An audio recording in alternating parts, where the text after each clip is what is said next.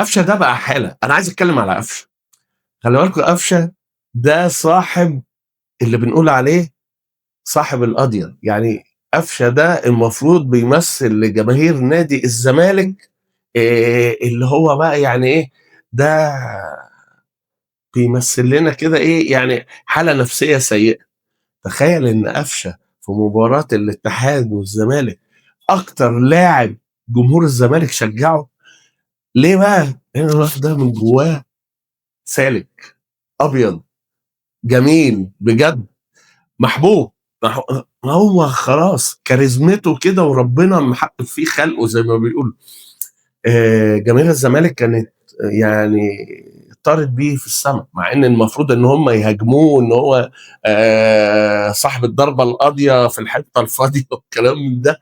انما لا، برافو جمهور الزمالك، برافو قفشه على الروح اللي عاملها في الاتحاد. هو عبد الرحمن مجدي، الاثنين دول فرقوا كتير جدا جدا جدا مع الاتحاد.